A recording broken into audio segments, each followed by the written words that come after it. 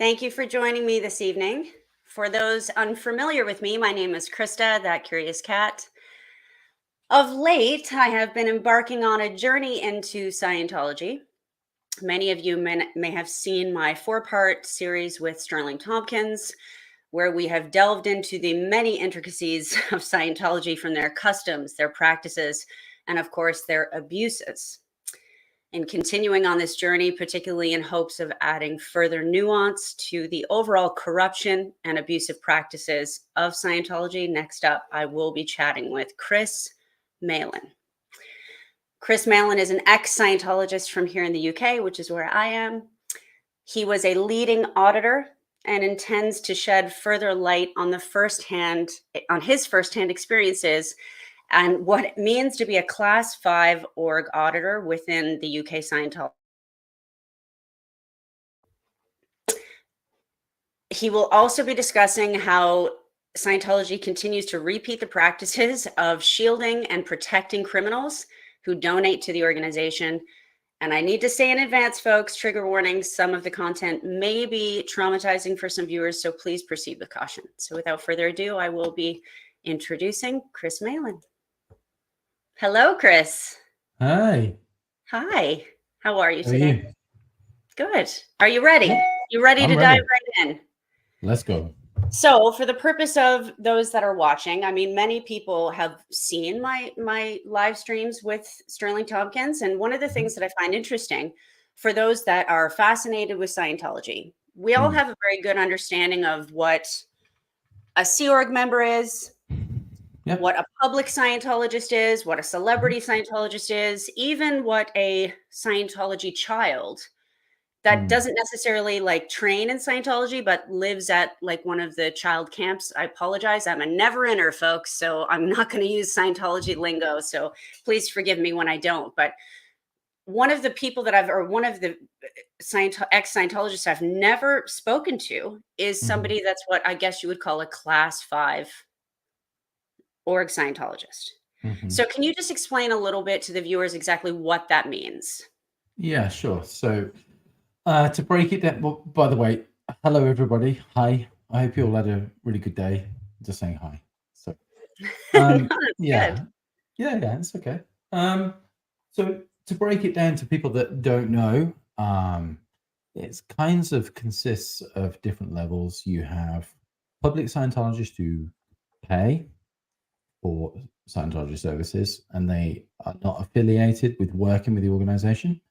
And then one step up above that, you have Class 5 org staff. Now, Class 5 orgs are all across the world, and they are the gateway to the OT sections.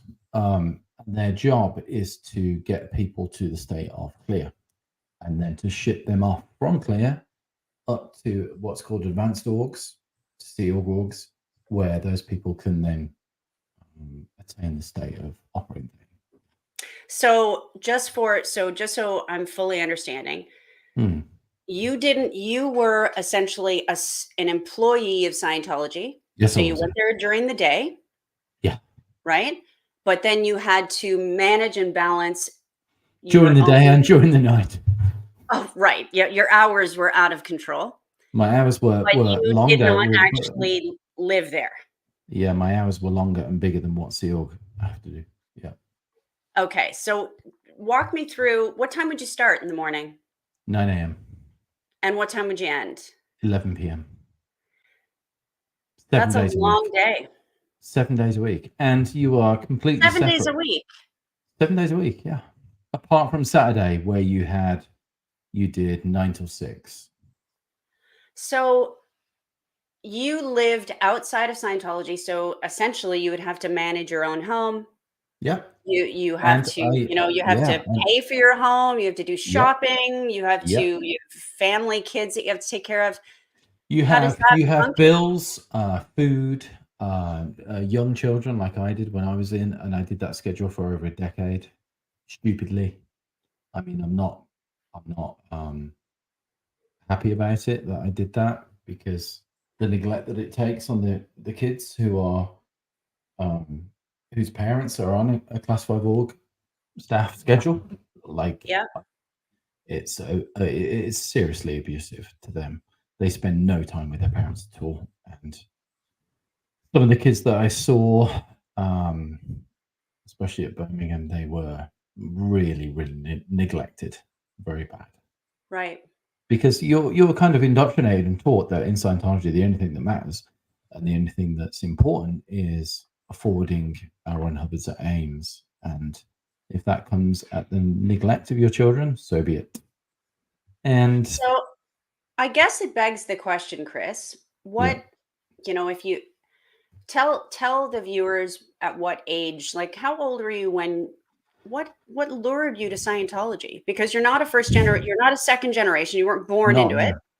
no, yeah, So no, what is it for somebody that wasn't raised in Scientology, their parents aren't your parents aren't, right? You have no they're family not, members that no, are Scientologists. no, What was no. it that attracted you to Scientology? How did this even happen? Yeah, well, it happened when I was 16, and I was in Waterstones, which is a bookstore chain in the UK, similar to like H&B or Target or whatever you have in America. And I saw the book Dianetics just randomly, and I picked it up and I read the back, and I was really curious because I was studying psychology at the time, A level. Right. So for all of my Canadian and American friends, A level is essentially like OAC in Ontario, Canada, or I it's think it's so. I right don't know. I after don't. grade 12, right? Like you've graduated essentially and you're just doing your final, like Yeah, kind of your like your general studies first year university is what your A exactly. levels are. Yeah, and Gotcha. I was studying psychology, and psychology to me was basically Nazi ideology disguised. Still, Right? most senior psychologists who were taught in the UK schools and universities were Germans between the years of 1939 and 1945, and are still considered authorities on the subject of the mind. They Okay. are. And I brought this up in class actually with 30 people. I Oh, said did to my, you? I did. I said to my teacher, I said, "Excuse me, sir, these guys were Germans and they were between the years of 1939 and 1945, and you're telling me that they know more about the mind than anybody else, but they're Germans and they're Nazis, and I'm being taught this." And everyone looked around at me in horror, but Right. and it's still taught today. So So you found Dianetics I did, at and I age read it. I read it in 2 days, cover to cover. You did not. I did I two mean, I've days. seen this book. Um, it's quite large. It's actually pretty I don't know if I could read it, to be honest, Chris. So I'm fascinated that you read it in 2 days. I did when I was 16. Yeah. So what was it that appealed to you? There What was drew you one. in? Okay, yeah, there was one phrase in it that actually appealed to me big time, and that was there's a quote in there from Aaron Hubbard, and he says that man in affinity with man survives, and that survival is pleasure. And that Sorry, absolutely wait. Tell me that again. okay. So he said, man in affinity with man, which means men, Yep, mankind working together, survives, and that survival is pleasure. right. So that's what piqued your interest. Oh, it did. It changed a lot for me, yeah. And I read it in 2 days, and I had no idea that there was Scientology. I had no idea there was an org, and I started auditing straight away. I was auditing my friends in my local neighborhood. And how did that go over? I did. I did probably I don't know 100 to 200 hours of Dianetics before I even knew that there was an organization. So for those in the SPTV community that are starting Mm. to learn and understand about Scientology, obviously, my Sure. understanding of auditing is you're connected to the cans, you've got the e-meter in front of you. How did you manage that? How did you audit all of your friends and without having Because an e-meter? Like was the e-meter described in the book? no, that's not how it was Oh, in 1950 when he wrote that book. There was no e-meter. I don't think the e-meter came about until I think it was the 60s. Yeah, I'm pretty sure. And from someone who sat across from an e-meter for 18,000 hours, I know all about it. But I could understand what he was saying, and I did it, and to some degree, I did get some slight results with some people, some of my friends. I did. Right. Yeah. So were they willing participants then, or Yeah. like Oh, did you think it absolutely. was Yeah. hokey They were. pokey Yeah. or Yeah. Yeah. Yeah. Absolutely. Yeah. so Hmm. how would you manage that then without an e-meter? Is it just the progress? Because most of the because I'm a never-inner, was never in Scientology. Hmm. So from what I understand that auditing is, and we've had the conversation before that it's very, very in-depth, too in-depth for this conversation today, but we might delve into it in another Yeah, we can. conversation.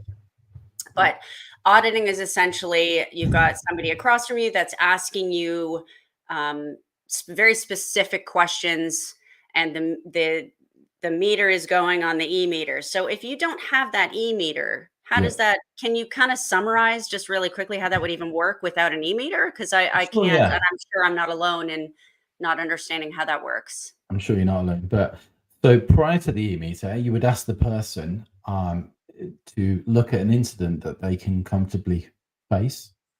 You just ask Okay. that command, like, tell me an incident that you feel you can look at um, and communicate about. And with the e-meter, you need that to register things that they don't know is bothering them, but it is bothering them. That's the theory, anyway. Whether it Right. works or not, I'm not sure. Gotcha. Yeah, So how many years did you do this then before you finally like what did you pick up the phone and call I like how did. did I did you it. discover there was a Yeah, Scientology business? yeah. Well, I did it for a year. Yeah, and I was auditing for like 12 months, and then at the back of the book, one day, completely randomly, I saw that there was a Scientology organization in the back of the book, local to me. So I called Okay. them. Yeah, and I said, "Hi, I've been auditing for a year," and the woman on the phone nearly dropped her phone. She's Yeah, I like, bet "What?" she nearly had a stroke. Like who just Oh my randomly god! She was audited? like, "What?" She was like really freaking out, and it was just like, she's like, "You've been watching for how many pieces?" I said, "I went like I've been through like I don't know 7, 8." She's like, "What? Huh?" Yeah, that's wild, Chris. That's It is wild. wild. It is wild because I think what it is that it's just the impulse to want to help somebody, Right. and it's not me using Scientology like I was criticized this um, with other interviews that I've done that um, I was using Scientology to forward my own ends and blah blah. Oh, well, I really was not. I just wanted people to be happy, and I Yeah. had I had a good intention behind it, and still do, which is You why know I what? left. Just let that fluff go to the side. I mean, Yeah, every it's single fluff. one of It is us are in the world grinding it every day. We want to live the best life that we can. Many of us want to absolutely, be able to help others and just, you know, have personal growth and live our best lives and be able to contribute back to absolutely. this to society as best as we can. And I think Yeah, that's actually a pretty big misconception when it comes to extremist groups or cults, if you will. And we've actually had correct. this conversation. We have. Some of the most intelligent people out Yep. there are Yep. actually in high extreme groups.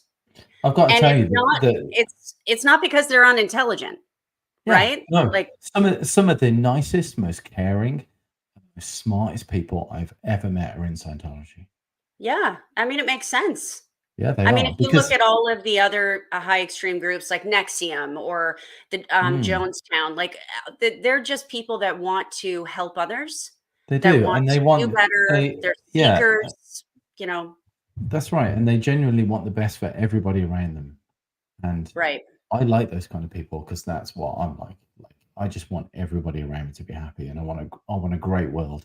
I want to wake up every single morning in bliss. I really do. Like that's my Right. goal. So and there are people in Scientology, like the anti-Scientology community is like, oh, you're a Scientologist, or you must be blah blah blah blah blah.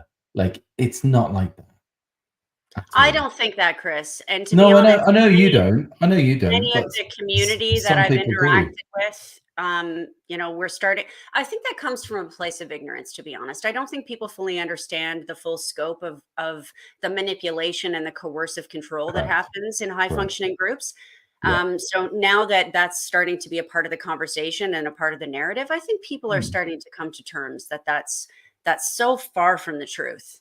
It So is in far from terms truth. of you are 16 or no, 17 maybe, because it's been a year Mm. of you auditing. You're Yeah. calling Scientology saying, I've been auditing for a year, which is just wild. She has a stroke, and then what? She has a stroke, so I go in to my local org in Birmingham, and I join Okay. staff. Yeah. So, can you elaborate a little bit more on what join staff means? And I only say this because for myself and many of the never inners, like we're Hmm. familiar with the Sea Org, like where you work, where you live, where you work, kind of thing. Yeah. Joining staff, so you sign an employment contract. A Like, 5 year. do you sign the billion-year contract? No, you How do does that? not. Okay, You so sign. it's You sign a 2.5 year contract, or okay, if you're technical training to be an auditor, you sign a 5 year contract, and that 5 year contract does not start until you finish your training. right. Okay, Yeah. so they weren't like afraid that you'd been auditing for a year. Like they embraced that. They invited you in.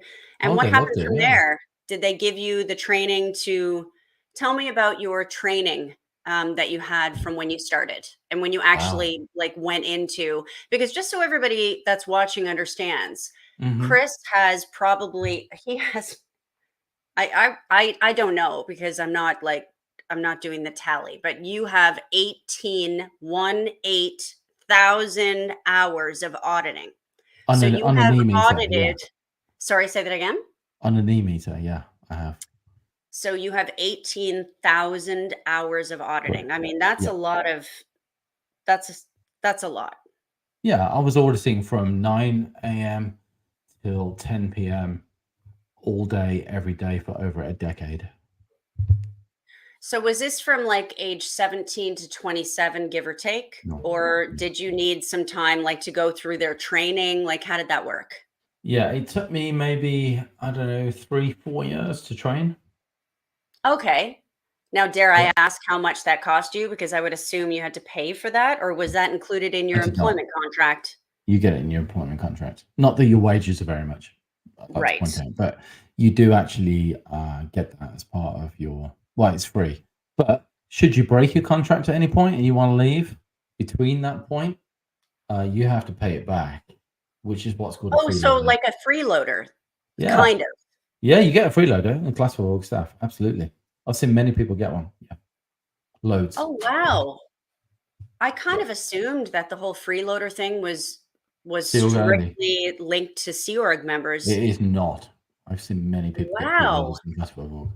And do you know what? In the SBTV community, not enough is spoken about class for org staff. It's all int base, America, um, blah blah blah, working, and they had it easy compared to us. So easy. Gotcha. They had it easy. We Right. we we had the hard job. So We can really you did. elaborate on exactly what you mean by that? Be Yeah, I specific. can. Sure, because okay, so Sea Org in base, they get their meals cooked, they get their washing done, they get their transport covered, they're transported from point A to point B. Class 5 Gotcha. org Yes. staff, you're expected to be at muster at 9 a.m. and you don't Now, get to go sorry, home. I'm going to interrupt you, Chris. Can you explain what muster is? What is Yeah, sure. muster? So, in the Sea Org and in Class 5 org staff, you have what's called a muster, which is every morning, everybody is present. And there's a roll call for everybody. And Is this like anybody who's, attendance of homeroom class, like in high school? yeah, Your exactly. It's teachers like listing off. registration in high school. Yeah, it is. Exactly Right. like that. Yeah, it is. Gotcha. Okay. And if you're not there, it's a big deal. Like everybody knows you're not there. And it's like, wow, where is he? Or where's she? It's like, oh my God. He or she is not a muster. But Gotcha. class 5 org staff, yeah. So, but you can live like 10 miles away from the org, and that house there, you've got to be there by 9. And if you've got small children, they've got to go to school. And it's like, what the hell? And it's then you're there from 9 till 11 p.m. Okay. So you are working 9 a.m. till 11 p.m., Yeah. 7 days a week, with the exception Yep. of a few hours on Saturday. That's correct. And in the You're Sea Org, getting in the Sea menial pay. I'd like to point out that in the Sea Yes. Org, you're not allowed to have children, so it's not a problem. Right. You Or you're all coerced into getting we're a bit early in YouTube, an ABORTION. Yeah. in some cases. Yeah. Yeah. Yeah. And, Right. but in the class 5 org schedule, you're expected to be there at 9 to 11 p.m. with children, with a house, on minimal money, and no meals, no food, no transport, no one So to no one to are do you your washing, are you nothing. cooking dinner when you get home at 11, or like I Uh, can't even imagine the cost of child support. Like who's or not child support, child, like daycare or do you know, babysitting. Like Krista, how I'll does tell that you, work? the amount of times I saw children in the org till 11 p.m., tired, exhausted, and they have to get up for school in the morning, it's a lot. I saw it Right. all the time for a long time. So do And you in the SEAL, you don't get that. So, I see SEAL guys complaining about this schedule and that schedule. I'm like, every time used to hear that, every time I used to see it, I say, try being a class 5 org staff member. You got taste like nothing on vinegar it. a bit?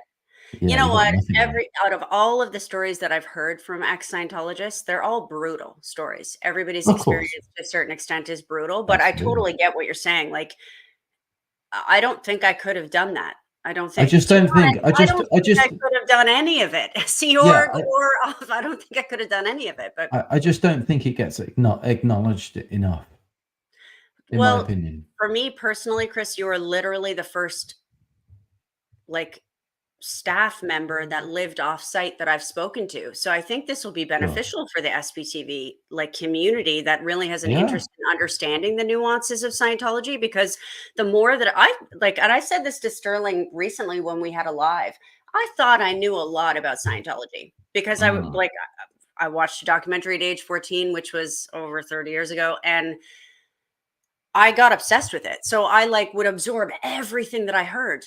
And right. since SPTV and hearing everybody's stories, it is way more nuanced than I ever could have imagined, from the credit card fraud to I didn't even know the Sea Org was such a thing. I didn't even know that there were staff that worked in there.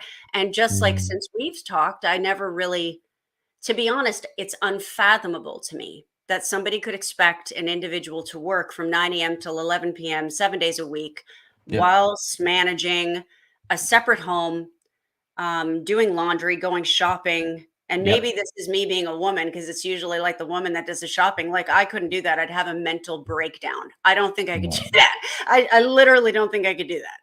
Mm, So I don't know how, and of course it's minimal pay too, right? Like a Sea Org member makes absolutely. $50 a week, and I Yep. like we've had previous conversations, like the salary, the employment contract for Mhm. Class 5 org staff members varied, but it really was commission based, wasn't it? No, it was not commission based. It was based Okay, on delivery, how much auditing that you would sell and how much auditing you delivered, and that would be your pay. But most of the money that the organization made went up to international management.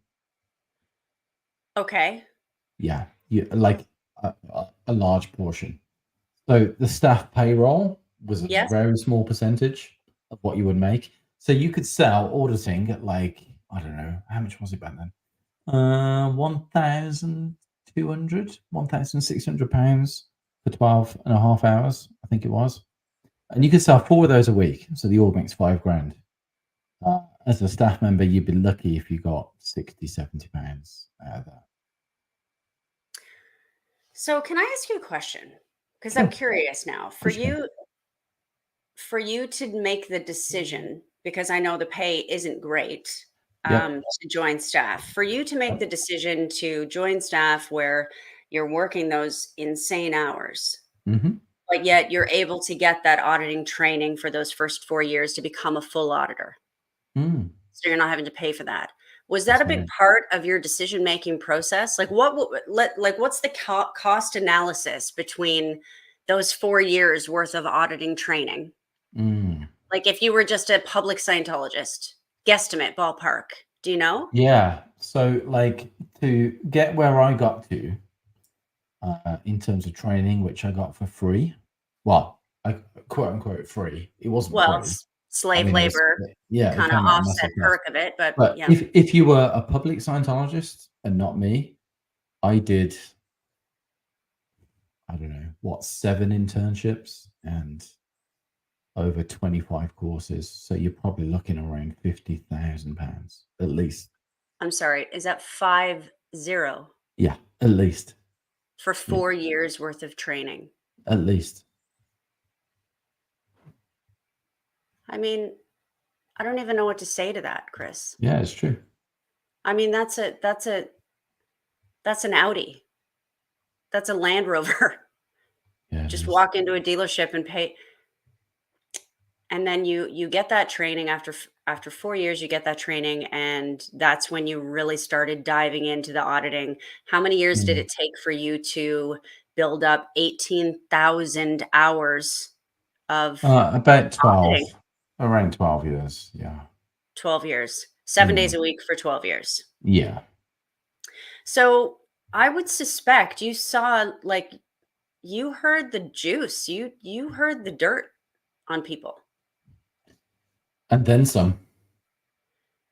I can't imagine, like, how did you cope with that? What would that even feel like? I try to mentally put myself into that kind of headspace where, It's because I you're just kind of, heard. you're trained to sort of not react. You do like loads of training drills to, um, so that you don't feel any emotion connected with what the other person is telling you, which is another aspect of what I personally feel since I've been out makes Scientology so abusive is that you become inhuman. Right. Yeah, like Did you find that it spilled over into you personally? Like the fact that something that might have been just abhorrent, you're yeah, it did. trained not to have a reaction to that. Did you find that that spilled over into your personal life? Like perhaps that didn't hold the same weight Absolutely. There as it are there are probably should there have? there are there are some things that I heard that I can never unhear, and um, I still have. How can I put it? Wow, this is powerful. I still have reactions deep to some of the things that I had to listen to and had to get exact specific details on. I really don't want to go there anymore. It's like Mhm. it's bad. Yeah.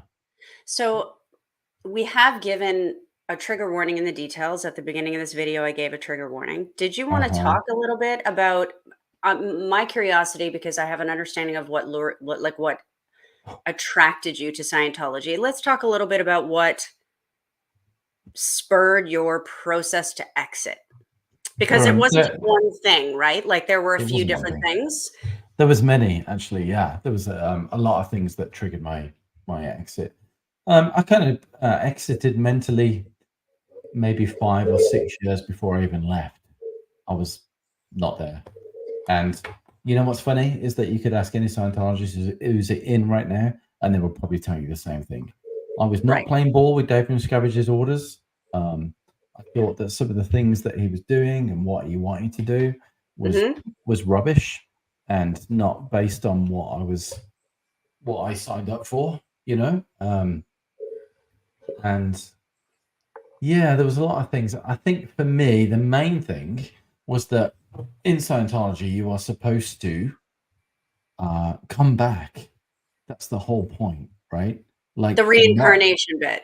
yeah, the motto of the Sea Org is "We come back," right? That is the motto of the Sea Org, and you see So it. wait, I got to stop you. This is what I find. I want to know if we're aligned with this, Chris, because this is what I find baffling. All Mhm. these years, there's no reincarnated people. Is that what you were thinking too, then? No, Oh, not sorry. necessarily. It's Okay. okay. It's all right. So the motto of the Sea Org is "We come back," right?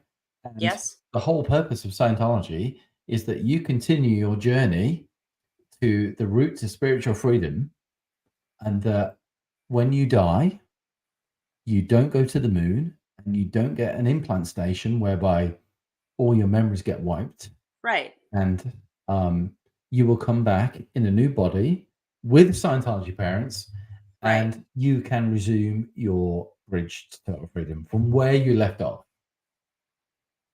Now, this is the point, right? Right. Now, in my 7 years of being a case supervisor and my 12 years of sitting across from an e-meter in front of pre-clears the entire time, Not a single person ever validly has ever come back. I mean, would they even take somebody serious? Like if there was some 5-year-old kid No, they that would said, not. "Hey, I've done this before." Yeah, no, it was considered that there was something wrong with you if you said this. Like if you originated some kind of past life auditing or this and that, and I was here on the bridge. There is actually a policy and a whole procedure of what you're supposed to do with that. Mhm. It was never followed. Right. Yeah, never followed. So And this triggered a WTF moment for you. yeah, it did because here's me as a case supervisor, and Mhm. the state of clear has been around for 70 years.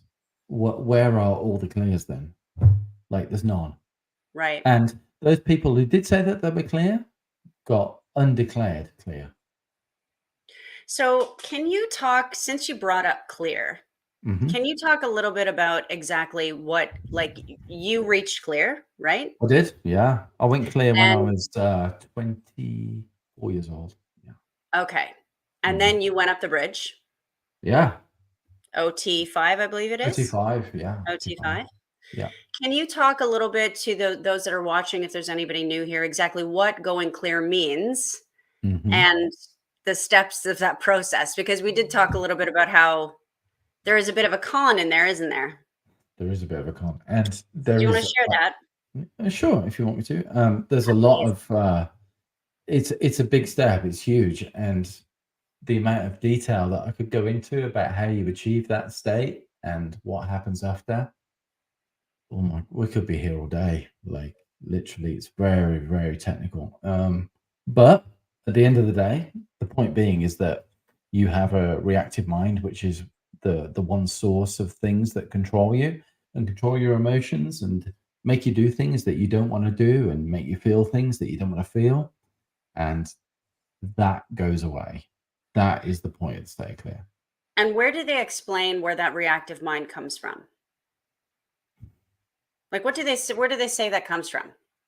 Is that from Well, Xenu? Like, this is, I'm just sort of making a joke no, now, that's but where nothing does to that do with come that. from? That's to do with the OT sections. That's further Right. up. You're not even there yet with that stuff. This is way, way, way lower. Way Gotcha. lower. Okay. Yeah. Yeah, yeah. I think that what it is that you have this reactive mind and it's the single source of all your negative emotions and negative feelings and ways that you react that you don't want to react. And you get rid of that and it's gone. And then the point being is that then you're kind of under your own steam. Like what you say and what you think is you. That is Right. the Rather point. than being influenced by Yeah, something. Right. absolutely. Yeah, that is the point.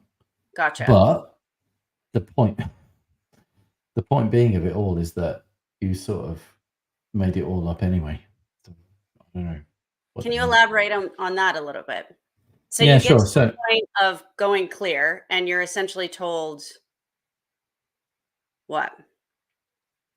well, you don't get told anything. You come to Oh, your you own. don't get told. I Oh no, assumed it was not like so. a speech, like they're telling you, No, no, no, no, "Gotcha, no. I know, okay." I know, I know many, many people who achieve the state of clear who have no idea what happened to them and why they are. No way. Really? Yeah, loads. Yeah, because it's confidential. But how do they, but you're Because they told that you've say in the achieved clear, session, right? the right thing that Aaron Hubbard wrote down that says you have now achieved the state of clear, but that person will never be acknowledged for having said that. They have no clue. So they just they're so, oh, so nobody says, "You're now clear. You can move on," because don't you need to No, be no, clear no. to You move do, on you your, do, you do. You get a certificate and you attest to the state, which means that you sit in front of an examiner and you get to write down your success story, which is your wins and blah blah blah blah blah blah blah. oh, I see. But you don't know what you said or what happened to make that state. You have no clue. Well, that makes perfect sense now that I know what I know that you told me that I know. So please share with our viewers what I'm it really confused. means, what it means to be clear, like that it's a really quick, it's a really quick thing, really, if you recognize that. Do you want to jump into that about your reactive mind and how? Yeah, you want to say? Yeah, go for it. All Dive right. right in, Chris. Well, basically, essentially, what it means is that so you have this reactive mind, and you're taught that every moment of pain and unconsciousness in your head that you've ever received, an emotional pain, and not just in this lifetime, but lifetimes gone back trillions of years, that they affect you in your normal daily day-to-day life, right? And Yep, when you achieve clear, you kind of realize that you were just making it all up in the first place. Congratulations. that's it. That's it. So you are in control of this so-called reactive All the mind. time. And guess what, dude? It's all on you, man. That is what it means to go clear. Yeah, and it costs 30 to 40,000 pounds or dollars to Well, I do that. suppose that makes sense why they wouldn't share. Oh, because of what you just realized, that's what made you go clear, because they'd be too Mm, afraid that that person would, like, tell their mother or their sisters, their and then they wouldn't make any money, because that's that's wild. right. If that's the process, Yeah, yeah, yeah. So that is wild. you can spend, I don't know, 20, 30 years. You can spend 10, 20,000, $30,000 pounds worth of it just to realize that it was all on you in the first place and it was just you creating it. I mean, Right. come on. Really? I don't have words, Chris, for that. Neither do I. And I've been across the I mean, EMI the set. con that you said, right? Like, the con of it, that Yeah. you pay 30 to I've 40 been grand, across the e-meter, and I have personally cleared 23 people at the point when they've gone clear like that, right? And right? they've sat across from me and they've realized and they've understood that they were just creating it all themselves the whole time. And it's like, what? Like, I don't get it, really. Really? So, was that the point then, Chris? Or was that one of the points that really drove your exit of Scientology? Like, One of many. one of many? Do you wanna touch on the next Sure. big one? Yeah, absolutely. The other thing is the ideal org strategy. Yep. I was so where we were in Birmingham org, I was working with Hayden James and Lucy James, uh, who were close with Mike Rinder and Mike Rathbone. And Hayden was my senior, and I worked very close with him for a decade. And to be fair to them, they did get a good property. So where the org was, we had the second highest body traffic outside of New York on the planet. More And this people is walk. the Birmingham location, Yeah, right? Yeah. it is the Birmingham, right? Yep. And more people walk past there than any other org apart from New York. Right. And chairman of the board decided that he's going to buy a building for Birmingham, and there was a city centre location. It was an old bank, and it was beautiful, and it was about 3 million, and it was Okay. right smack in the city centre. And I thought, you know what, that would be a great location. So what happens? He decides not to buy it. He buys a building 20, 25 minutes away that nobody ever walks past, no body traffic, no cars, no nothing. It's dead. So just to be clear, this is David Miscavige you're referring to, that made the decision to not purchase a building in the downtown city center Correct. that's going to achieve the same walk by traffic, because I would assume you had similar, like, test centers where you're, like, inviting people in Well, and the org trying. was the test center. Yeah. Right, gotcha. Yeah. Yeah. So he bought a property 25, 30 minutes away from the city center where you have Yeah. no foot traffic at all. None. I mean, It's how is there a dead. It's cost dead. benefit to that? Like, how Because would yeah, because basically from what I could tell at that point is that, all the other staff, the cult mindset, everyone was so excited, like, oh, we're going to this location. And I'm thinking, and I look at these policies from Our and Hubbard, and I'm thinking, this doesn't not align with anything what's going on here. This is like rogue. This is really weird. And everyone was so happy, and I was not happy. And it was noted that I was not happy. right. Like, and when you're in a court like that, when you're unhappy with a decision from the top head honcho. It's noted, Yeah, and it wouldn't go over well, would it? no, it did not. And so I was really not happy with this move. I was just like, this is ridiculous. And then the only conclusion I could come to in my mind was that it's not about religion. It's not about getting people into Scientology. It's not about delivering it. It's not about following the words of R. Ron Hubbard. It's about real estate. And Right. to me, logically, there could be no other conclusion because that building that he did buy, which I know really well, I know the area, I grew up around there, I know it very well. That building he did buy, it was a steal in terms of Oh, I money. see. Yeah, it was a good move.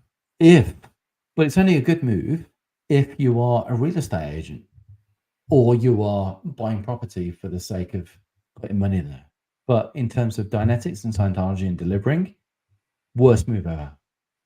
So this raised another red flag for you. Massive, huge. And I wasn't the only one either. But, people were too scared to speak out or say anything or, because you got this whole Nazi Germany kind of mentality going on and North Korea kind of, the supreme leader, he can do no wrong. I'm sure it's the correct thing. Correct thing. Oh Meaning my you're God. referring to David Miscavige being a dictator, right? Yeah. Yeah. Yeah, gotcha. So nobody could really speak up and express their No, absolutely. Do you know apprehension what? for In any of Scientology, if you express even a single doubt, even more than L. Ron Hubbard, you express a single doubt or you question a decision that he's made in any way, shape, or form, you are toast. You can forget it. Your life will be hell. right? Yeah, really bad. I've seen it many So times. yeah, it's terrifying, to be honest, some of the things that I've heard about David Miscavige and how he Mm. leads. It really is terrifying, and it doesn't it is a dictatorship for sure. Oh, He's a absolutely. um It's like, I yeah, it's like if you could imagine, like I said to you previously, if you could take the worst parts and aspects of Nazi Germany and mhm, then combine that with the worst parts of North Korea and the mhm, devotion that the supreme leader demands, and you put Nazi Germany, the snitching culture, the children reporting on their parents, the killing of the Jews, every ex Scientologist is a Jew to a Scientologist, ready to be annihilated and to make them the worst possible person and to make their life as miserable and uncomfortable as hell. to That's their destroy them. job. Yeah, Oh, no, not just destroy them. The actual quote from Aaron Hubbard is ruin them utterly. wow. And if you want extremism, it's extremism. So Mhm. if Scientology controlled the planet, you're looking at North Korea and Nazi Germany, and you put them two together, and it will look like a holiday camp compared to what it actually Wow, would be. Yeah. wow. Yeah. At what point was it all in around this that we're talking about that you kinda had this realization? Because obviously it escalates from your auditing experience and stuff. Did you wanna dive into the next part of the your history in terms of what made you realize like, at some point, you must have thought, "This is a cult." Did you? Oh, yeah, absolutely. Yeah. Was that kind 100%. of like a buildup of these several things we're talking about where that just It kinda is, but the problem is I triggered was in your mind? trapped because I was married to a woman at the time who I genuinely loved, and I had two young children, Now, who was were your wife also. a Scientologist, Chris? Yeah, yeah. Okay, so And your she still is. Yeah. right, gotcha. Well, ex-wife. Ex-wife, yeah. Yeah. Okay, And she still is. And I had two young children who I created who were both very much in the mix, and their uncle and their auntie and their other uncle and everybody around them was all Scientologists. And right. I don't think you know, but when you're in that situation, it's like, what do I do? Just walk out the door and walk out on everybody? What do I do? Like Awesome. I wanted to get out, and I didn't really see a way Well, and I because suppose based on that snitch culture, you can't really sit down and have a heart to heart with your wife and say, "I'm kind of oh feeling a little bit disillusioned with this. Maybe we want to talk about it," because she could very well write a knowledge report on you and report you and yeah, let right. me tell you, right? Marriage in Scientology, even in Class 5 old culture or Scientology public or even the Sea Org, it's not really marriage, because there are certain things that you cannot literally say to each other. Like, and Right. if you do say something, that other person, your other partner, then has a responsibility to report you to Scientology. And Which if is they just don't, wild. and if they don't, they're in real trouble, big time. Well, could they be declared as well if they don't report it? Not necessarily declared. It depends on the scenario. There's many different kind of ways and versions that you declare somebody, but you can't have conversations negative. One, about Dave Miscavige, Mhm. two, about Aaron Hubbard, three, about Scientology, four, if you had a bad auditing session and you came home and you were married and you told your spouse or your partner that you had a really bad session today, that spouse then has the responsibility of writing up that to the ethics department and getting you in trouble for that. Oh, so you And if can't he even doesn't, he's in twice as much trouble as not doing so. so you can't even lean on your partner to No, as a no, sounding board for you because cannot. obviously, I mean, we've already ascertained those 18,000 hours worth of auditing that you've done. You're hearing a lot of kind of heavy stuff. I can imagine Yeah, that was a very large part of your day, it and was a you large part can't of my go day. home and talk about it. No, you cannot. And plus, also, I did many marriage counseling sessions with both partners in the room at the same time. Um, and that was, boy, was that awkward. Wow. What does that mean, marriage canceling sessions? Like, is that kind of like couples therapy? Is Yeah, couples therapy. Yeah, where basically one couple sits there and has to tell the other couple and me, who's sitting across from me on an e-meter, what exactly they have been hiding from the other person. oh my God. Yeah, and you take it in turns. So like you swap that partner from that partner, and they keep giving up stuff, and you have to find everything that that person has been hiding from the other marital partner. And I've never, ever, ever seen it successful. And I did many. In fact, I was also subject to a marriage counselling session like that at St. Hill as a By public an external person. auditor, somebody outside of yourself then. Yeah, another auditor audited me and my ex-wife, and was asking me and was asking my ex-wife in turns what we've done that we're hiding from each other, Mhm. and it was brutal. Not because I was hiding stuff from her, but it was just awkward and just Well, this that is would not. be incredibly uncomfortable, I would imagine, for all 3 parties, Yeah, the it married really couple as is. well as the Yeah, auditor. I mean, that is painful. I it's can't imagine painful. there's any that's productive at all. At least with a therapist, you're kind of having like an interactive back and forth, but Sure. wow, okay. Mm. So, that would have been really tough for you as an auditor. Like, this is interesting for me because I actually haven't spoken to or I haven't really absorbed a lot of content from specific auditors. Okay. There's been a couple, so this is really fascinating to me, like just how that would impact. Because I think, like anybody in life, you kind of hear a story and you imagine, okay, this is how they're. You kind of put yourself in their shoes and you imagine how that would impact. And I've gone through the scope of many things within Scientology, and this is kind of one I Mm-hmm. haven't really put that hat on, with the exception of Serge, Mm. with and him having communication with his SA abuser. So I've Yeah. put that hat on. So this is an interesting perspective to imagine, a husband or a wife that's an auditor. That I would Yeah. assume you have children, you have an external home, you're going there for 7 days a week from 9 a.m. till 11 p.m., managing a Yeah. household and a life. You have no partner to lean on for any form of emotional or psychological support. None. So where does that lead you from there? Like what Well, was your kind of next? like in Scientology, the idea of emotional support doesn't exist. Like, forget about it. Like, it's Is not that even a because they concept. don't put a lot of importance in emotions, or is that just it's just Well, emotions are considered bad. You have something what's called a case on post, which means that if you're working in a class 5 org or you're working in the Sea Org and you yeah. feel something and you want to react, that's called case on post. And Aaron Hubbard actually wrote that down as a high crime, which means that you can be in trouble and punished for it. Just for feeling. Yeah, yeah.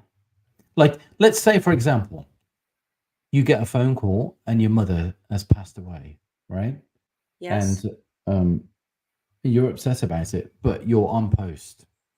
You're in the Sea Org, you're on a Class 5 org staff, and your mom has just passed away. And you just want to sit in a corner and cry. Somebody could literally come up to you and go, "You have got a case on post. How dare you show any misemotion? Get back and get to work."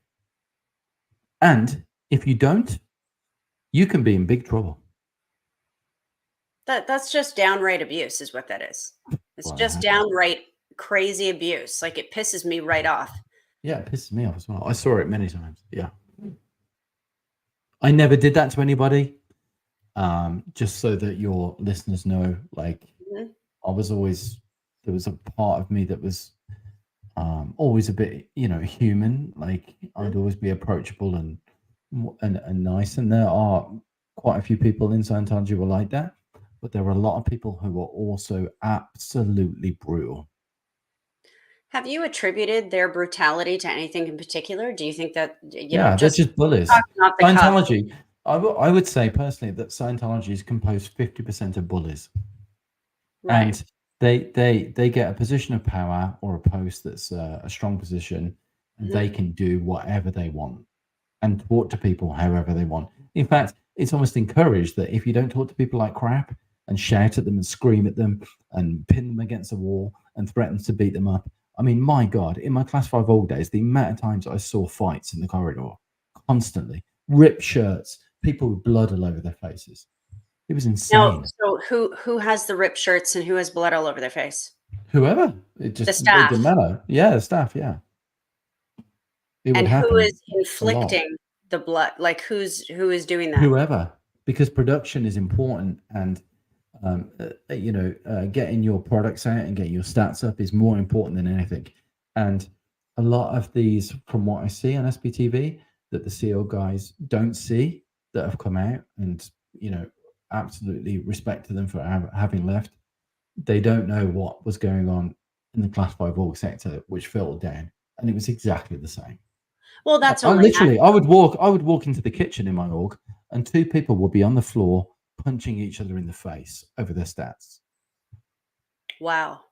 Yeah, it was insane. So I'm curious, like, I mean, obviously I understand that Sea Org members aren't going to have a line of sight to the They Class don't. 5 orgs, They like, don't. No. and it's going to operate and function very differently than the Sea Org. So obviously the personal perspectives are going to be different. Yep. But I'm curious, like, what it is it because like do you have a stronger expectation of achieving stats at the Class 5 org than the Sea Org does? Is that maybe? I'm just trying No, to it's just understand why it would be so hardcore. Like what is it about a big. Class Okay. 5 org? Yeah, I'll tell you. So, um, the Sea Org mentality and the Class 5 org mentality is exactly the same. There is no difference at all, and it's if your Okay. stats are not up and you're not producing and you're not performing to your optimum and you're not achieving the aims of Scientology, Mm. um, uh, I'm sorry, but you're a loser and you're in trouble. And it's kind of like real Spartan mentality. I mean, in some respects, it really toughened me up to a lot of stuff. Like I can really handle stuff. Like I see stuff in real life and people talking a few bad words to each other, like in the local supermarket, whatever. I'm thinking, man, you got nothing on what I've seen. Like literally, it's really hard on me, and um, not in a good way. Maybe I Right. don't know. Yeah, well, Don't that would know. be traumatic. You'd have to, that's trauma. Yeah, yeah. I mean, Scientology is full of trauma. Yeah. Trauma everywhere. Literally, I got to tell you this, right? And your viewers absolutely need to know this. That when I went to St. Hill, which is the home of Aaron Hubbard, Yep. where he lived in the 50s, I went there to do my OT sections, upper OT sections from clear to the state of OT5. And the amount of people I would see in corridors crying and hiding, begging to escape. I mean, wow, it was a mess. And how would and guess everybody what? respond to them? Like, just Yeah, and ignore guess them? what? OSA are probably watching right now, and I'm not all about clicks and likes and whatever that stuff, but I'm all about being human, and the abuse that goes on there is absolutely woke me up to a point where I was just like, wow, it really did. It's So not do you good. was that kind of like the last straw for you? One of many. I One mean, of many? yeah, the problem that I had was that I had young children in Scientology. If I was just to walk out, what do I do? Mhm. It's it was a really tricky situation. And your viewers are probably going like, well, why didn't you just leave? I mean, but guess what, guys? You were not in it. And Easier I've said been than in it. done when you have children for sure.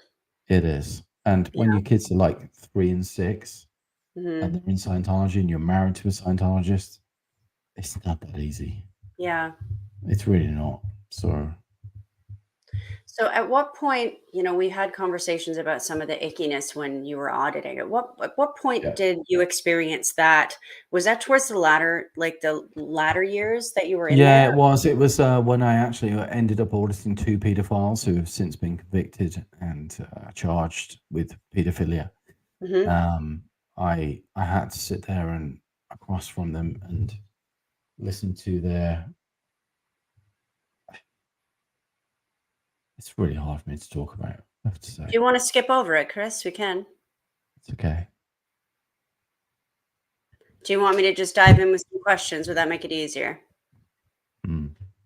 I just don't, like I can't emotionally talk about what they told me and what I had to ask them.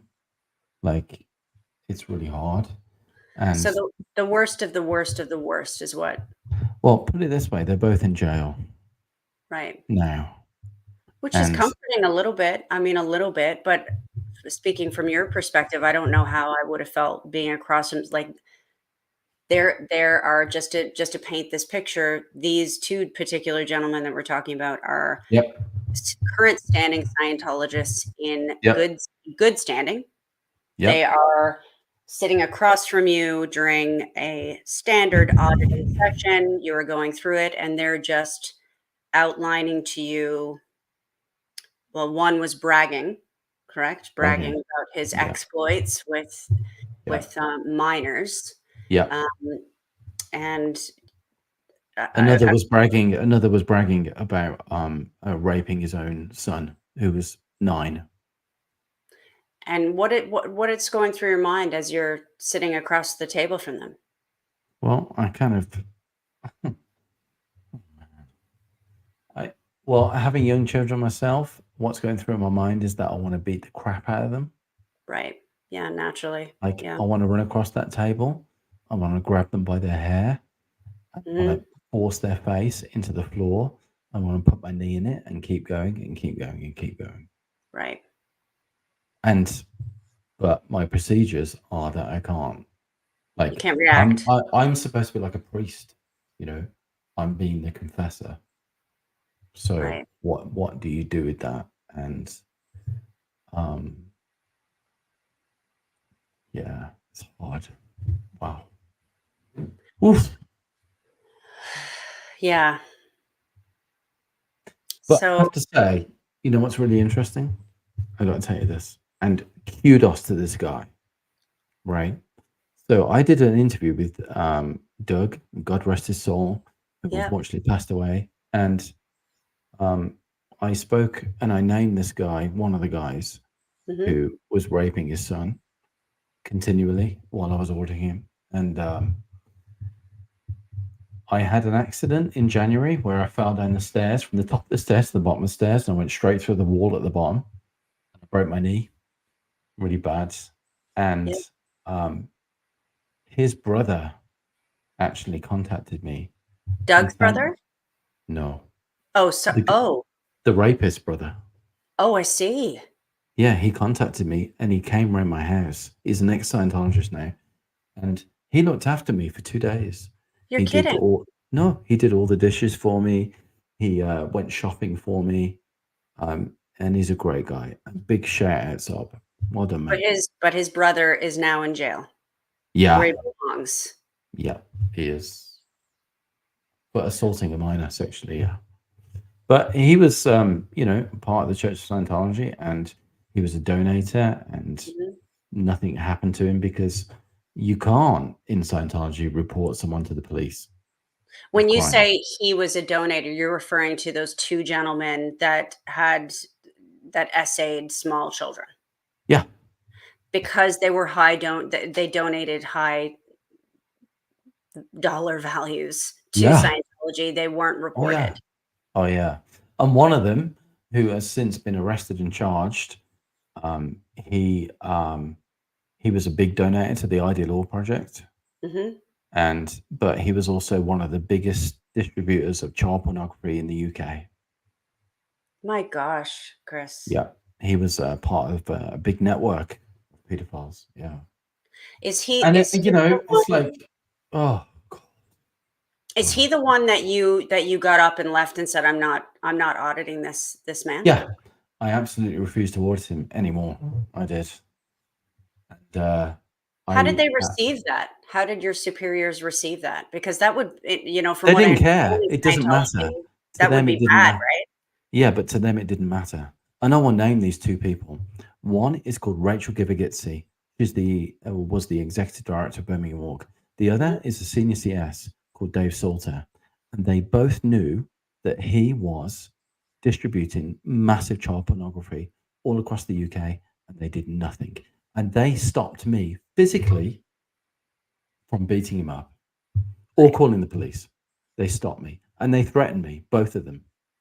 And do you know what? If I ever see them again, I swear I'm done. So, and I'm they're done. you're of the mind that the entire motivation or driver behind not reporting them is strictly It's monetary policy. They related, can't.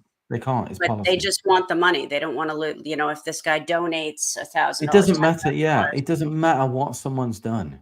It doesn't matter. It could be anything. It doesn't matter. What So, matters is the cash. as an auditor with so many, Mhm. with so many hours experience as an auditor, I'm curious, with the Danny Masterson case, and um, I know that there were only 3 Jane Does that went to trial for drugging and Ring, Mhm. that Danny Masterson victimized, but there were many, many more, allegedly, upwards of 20 that Danny did that to, and I'm just That's curious, right. when And do you know what's weird, Chris, right? Is yeah, that Danny is not a declared suppressive person and I that's am. That's wild to me. And I That did is wild nothing. to me. I did nothing. Nothing at Yeah, all. it's excuse my French, batshit crazy. It's batshit crazy. So what fascinates me is when somebody like I just imagine Danny Masterson even going in and sitting down across from his auditor and having this Yep. conversation. I'm Yep. purging, oh, I just had a house party and I did the, X, Y, and Z, which is disgusting. Or these 2 gentlemen that you're talking about sitting across from you expressing this. Mm. What is Scientology's policy for next steps? Like, is it like, say 100 Hail Marys, like a priest would say to a Catholic, thank you for your confession, my child. Say 100 Hail Mary. Like, what is it that Scientology does? How is it they feel that they can absolve or I can't find the words. I'm incensed about it. Sorry. But I'm what is it incensed. Scientology thinks that they're You're doing? you're really stirring up my emotions right now. Oh, I'm so sorry. We can No, skip no, no, over it's this okay. if Like you I'm want not to. like on a mental health. I'm triggered. Blah blah blah. I'm not. It's fine. But I'm just saying, like, your conversation and your point of direction is actually really making me angry in a good way. It's not a bad thing. Okay. Right. Okay. Mm. So yeah, I'm really sorry, Chris. I completely lost your question. Oh, the question is, what is it? I'm fascinated with what it Uh-huh. is. When somebody gets charged with a crime and they're convicted and they go to jail, they are going to Yep. jail for a rehabilitation process, whether that's 2 years, 5 years, a life, whatever the case may be. They are Okay. being rehabilitated. Mm. Scientology does not report any of these criminals, even the They do worst not. of the worst of the worst They do criminals, not. Yep. which actually disgusts me to the point where it makes me want to scream from the hilltops. So if they're They're not not reporting supposed to. They're not criminals, allowed to. So this is right? what So people they're need not to get in allowed their to. head. But Like, what you is are it? not allowed to report any crime against the law to any authority ever. You are not So supposed to do that. that's to save Scientology. Like that's from a PR standpoint. We don't want to taint or put a stain on the, the end goal or Scientology as a whole. But don't they genuinely feel like they can actually rehabilitate this person? Who's Scientology? Yes. Like if Yeah, they somebody, do. Absolutely, so they do. Yeah, that's yeah, they do. what I'm fascinated with. Like what Okay. was like when Danny Masterson sat there and said, "Hey, I had a party on Saturday and this is what I Yeah. did." Not like being facetious about this. It actually Hmm. pisses me right off.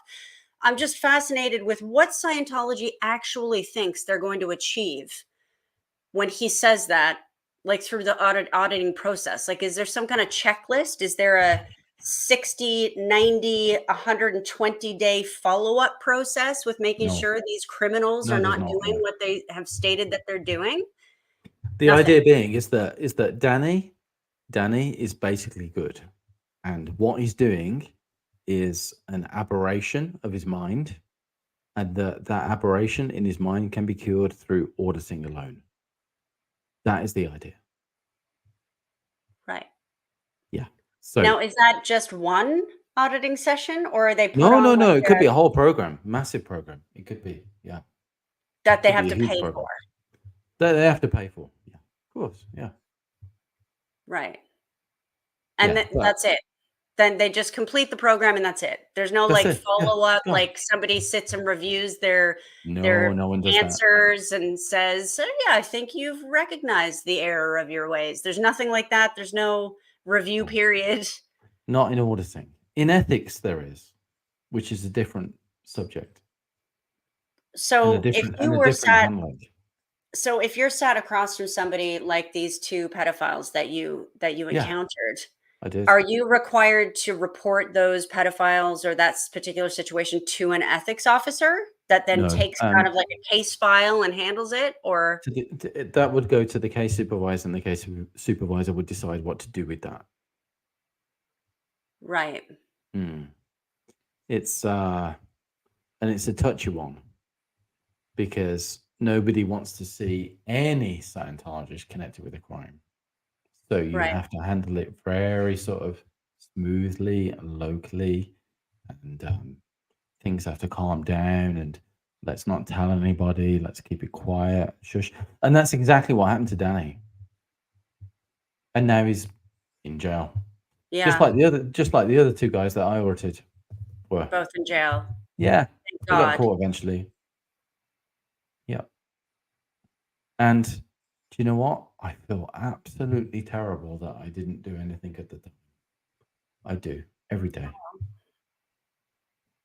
But it's not like, and I got a lot of criticism for that. But when you're in Scientology and everyone around you is a Scientologist and your kids are there and you've got young little children and your wife's there, like you can get declared for going to the police about a crime. Mhm. Like Yeah, if you report to the police that a crime has happened in Scientology, you will be kicked out, and everybody that you know, and everyone that you have loved, and everyone you're connected to will never ever be able to talk to you again.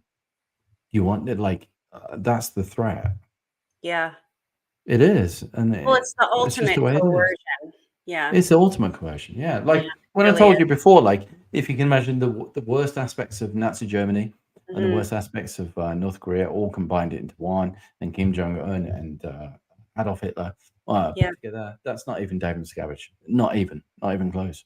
Yeah.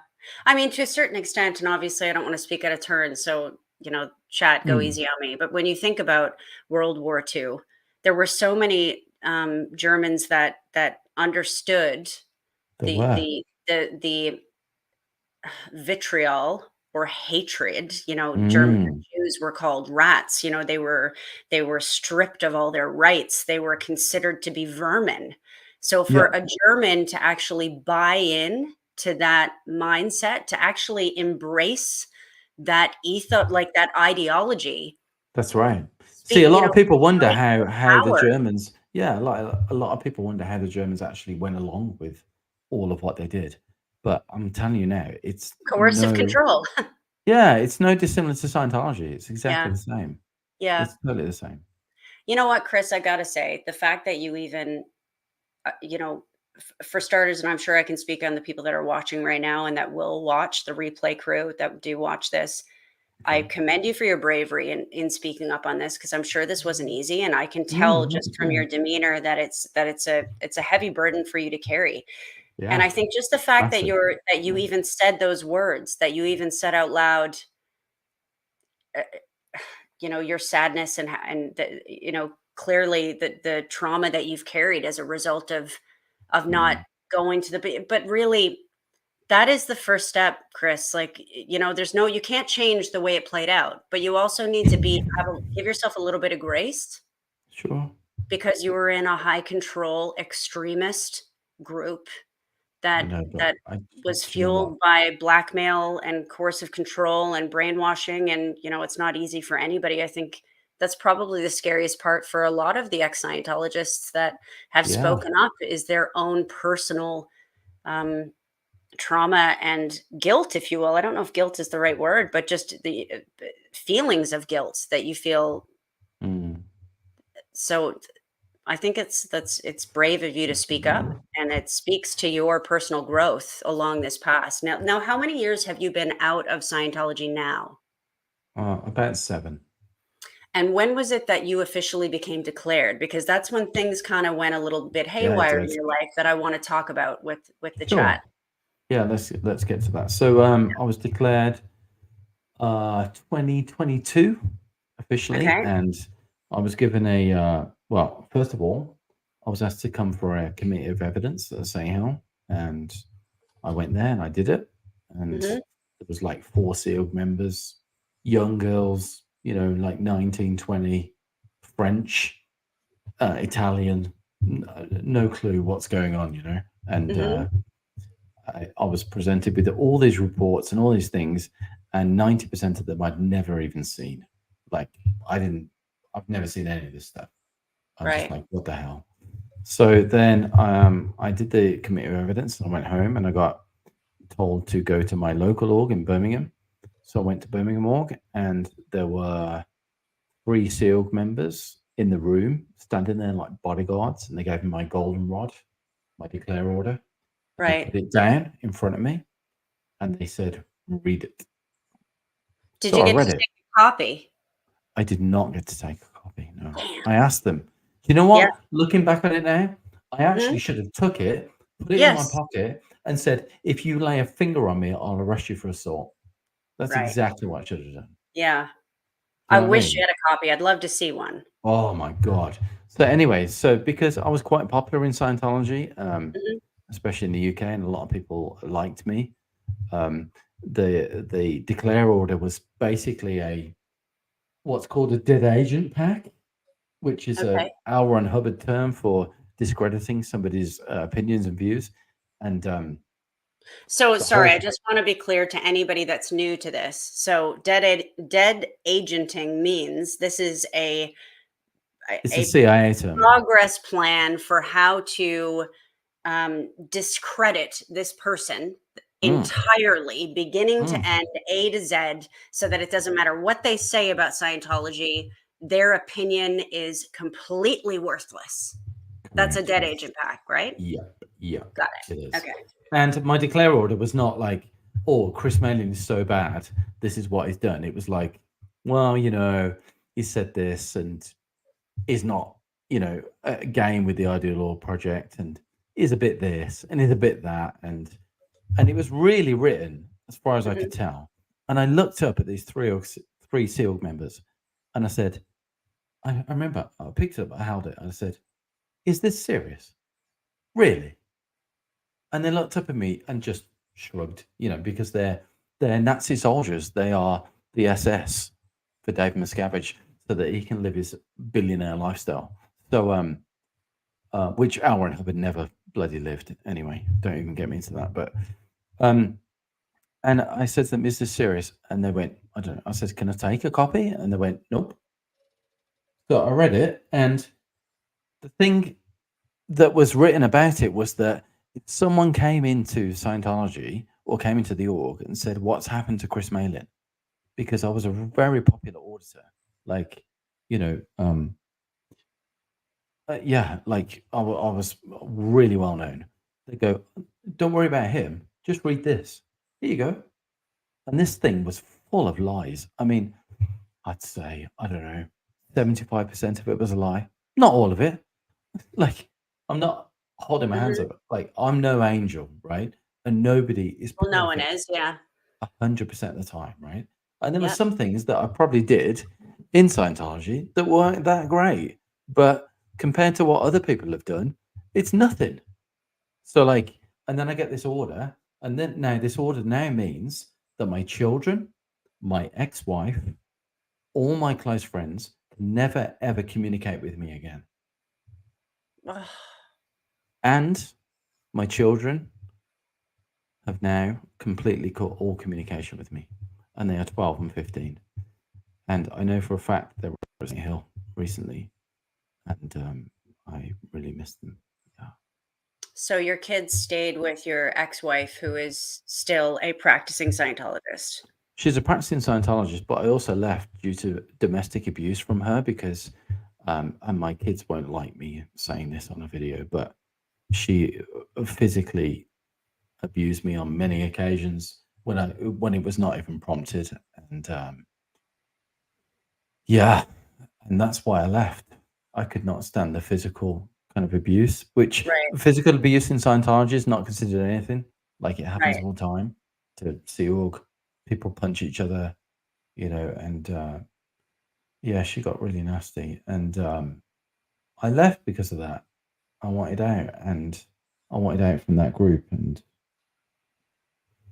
Yeah. yeah, Well, so everybody watching, Chris is going through. He's going down the path of um, utilizing the judicial system and taking the legal route to try to get mm, his kids back.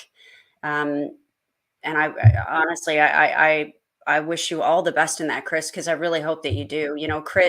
One of the things that us SPTV viewers have come to recognize and understand is that children don't yeah, have a choice. no, they don't. They're not making that decision, and it's unfortunate that And the problem that I have is that my son, who is 12, and my daughter, who's 15, and I adore, are being groomed, yeah, literally groomed. yeah, And my excuse me, sorry, my ex-wife has a new boyfriend mhm, who is a hardcore Scientologist, and he is grooming them. And they have completely, in the last 5 weeks, totally disconnected from me. Like they've blocked my number on all the phones, and I can't contact anybody. It's horrific, and I've got to go legal. I don't know any other option really, mhm. because Well, for those Scientologists is watching, the I thing is have, that Scientologists consider themselves above the law. Like yep, Scientology law and our HIPAA policy is more important than the law of the land. Like it right, will always take precedence all the time. And but in this case, when it comes to my kids, no way. right. Yeah, Well, it's not everybody happening. watching, I in the description you'll find a GoFundMe link for Chris to be able to assist with some of his legal fees to be able to try to fight to get his kids back. So please, if you're interested in donating, that link is there for you. Chris, there's a question here from Maria Dillard. Question: What Yeah, year did you serve in the org? 1996 to 2014. 2014. What's life been like for you since you've left?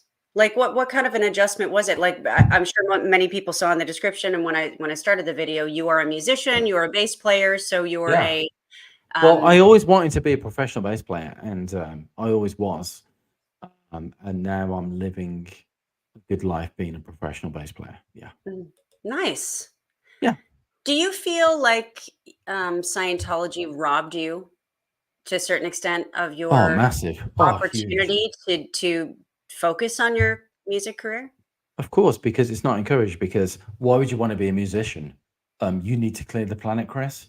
The Right. problem is that if you don't clear the planet and help, and you're one of the smartest people that can do that, and if you're not doing that, you're off purpose and forget Hmm. you. Right. Yeah. A little bit of levity. Guitar pictures everywhere. my kind of live chat. Well, yeah, it's cool. Yeah, it's very cool. It's very cool. Well, thank you so much, Chris. This has been, I know it's been a heavy conversation today. Yeah, a bit. We're Yeah. pushing about an hour and a half, so we'll come to an end here now. I know Sure. we've talked about doing some more conversations, particularly diving into the auditing process, which I'm really fascinated Mm. about. Whether that's doing, like a, what do you call it?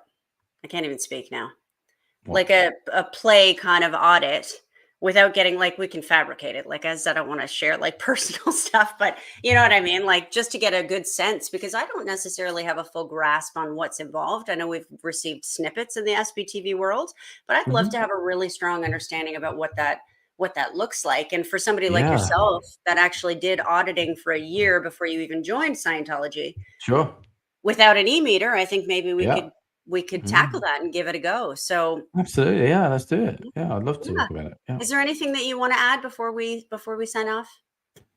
Just I'm really sorry if I subjected to any of your viewers to things horrible. I'm sorry. I don't You know. know what, Chris?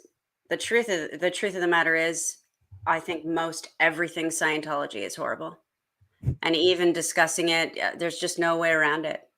So I No. appreciate you saying that. We did warn everybody in advance, but I think this is a truth that everybody does need to hear. And Yeah. Scientology needs to end. It just needs to end. From the abuse that you're talking about, the fact that they protect and shield these perpetrators because they're Yeah. just high donators, whether it's credit card fraud, whether it's child abuse, elderly abuse. It's straight across the board, the level of abuse that goes on in Scientology. Across the And board. Yeah. there's so many things until the world steps up and starts stomping their feet about the injustices that this organization is doing and says enough is enough is enough. The FBI, that, whatever authorities it is, Scotland Yard in England, the Mm. RCMP in Canada, until everybody kind of steps up and starts investigating these people and getting David Miscavige on a RICO and removing their tax exempt status and religious Mm. protection. We need to free some of these people. Well, they don't have any religious protection in the UK at They all. don't in Canada either. They don't in Nope. Canada either. Yeah. And I wonder if it's the bulk of, if it's the bulk of the 50 states and the orgs across the 50 states that have the tax exempt status, that are able to fund the fact that they have to pay tax in England and Canada, Yeah. right? Maybe. Ah. It does make me curious if Yeah. that's a Yeah. big part of that. And I think, once that tax exempt status comes down, there's just no way that it will survive. In my personal opinion, I mean, they owed $2 million in 1993 when they were still waiting in back tax. Mm. Right when they got their tax exempt status in 1993, that $2 billion was wiped clean. I think it was 2 billion. It might have been one, but it was definitely over a That's a billion. lot. That's a lot. That's a lot of money. And it was wiped clean just like that with the tax exempt Krista, what's status. the difference between 1 billion and 2 billion when you've got that much money? You know, Exactly, really. it's like So if not if much. if that tax exempt status were to go now based on the real estate that he's accumulated Mm. up to this point, they're done. Yeah. Those Yeah. properties Yeah. will be taken away. There won't be any orgs. All of I those hope current so. Scientologist staff I will hope will so. be freed.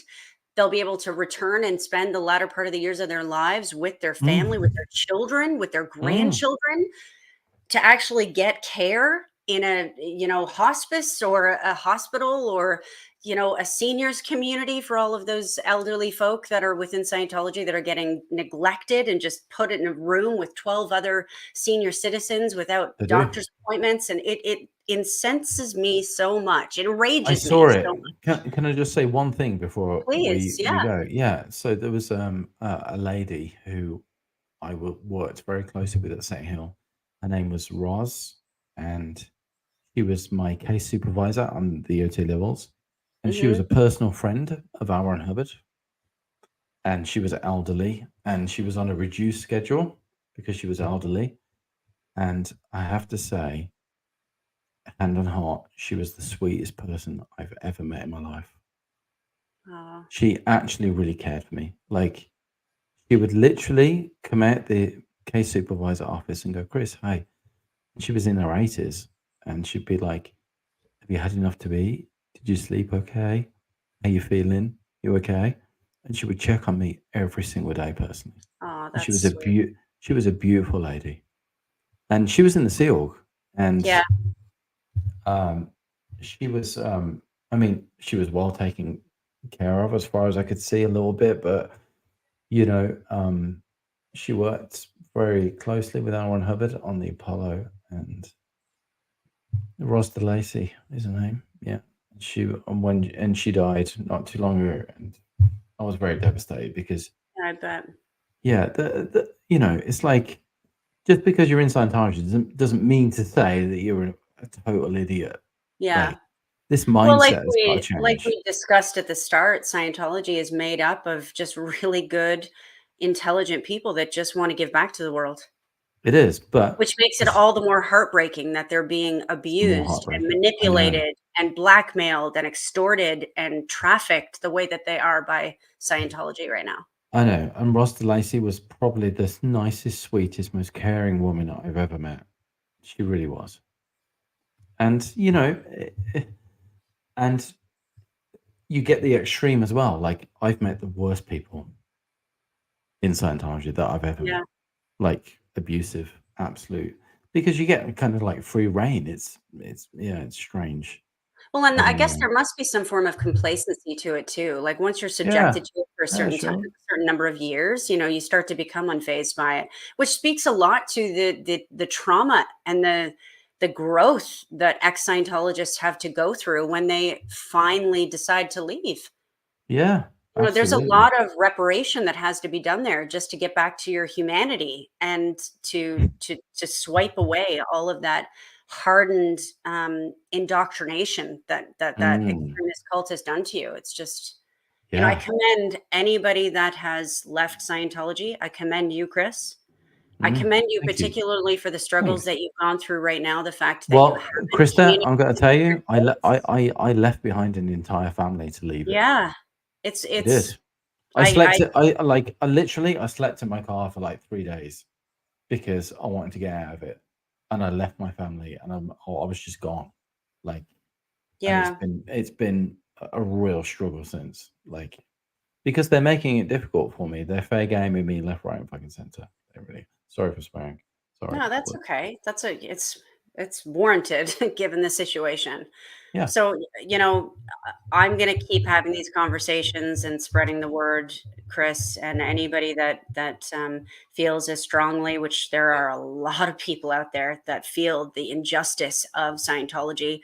Your situation, the fact that you haven't seen your kids, and I haven't no, you probably won't because see your kids they until have you go through the legal battle to see your kids. Like yeah, they and my children now have a new stepdad who is a hardcore Scientologist. My ex-wife is 87, um, and right. so is he. And yeah, I've got nothing from them for like 5, 6 weeks now, I would say. Um, and I think what it is that there's some kind of like weird influence there going on with that. I mean, I might be wrong. I could be wrong. I'm willing to be Mhm. wrong, but I don't think so. Like, Regardless of the drivers, Chris, you don't have access to your kids, no, I don't, and I need to get that back. Bad. and Look, that's against the law. You it's have full emotional rights abuse as as well. a father, Yeah, and your kids are currently in the grasp of a high extreme cult organization. Like they that's are. regardless of the drivers, regardless of what's truth. I mean, you could speculate all day, but that is wrong. You are their True. father, and you should be able to see your kids. And I Yeah, hope that all of the viewers today, thank you so much for joining and for your comments and feedback. And any of the replay crew that watch this afterwards, Chris's GoFundMe is listed in the description of this video, and hopefully we'll be able to help you, you know, move forward with getting your kids back, Chris. that's what I want.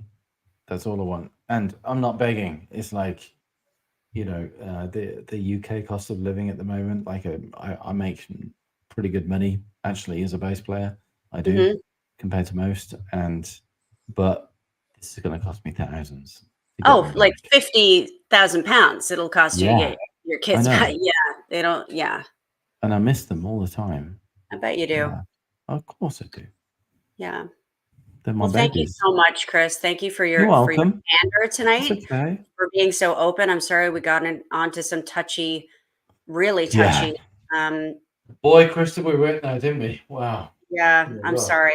You know that's what? all right. Go pour yourself a glass of wine, my friend. I will. Relax, and I appreciate it. Thank you again, and thank you to everybody that that stuck around. And we'll see you later. Yeah. Thanks. Bye. Bye. Bye.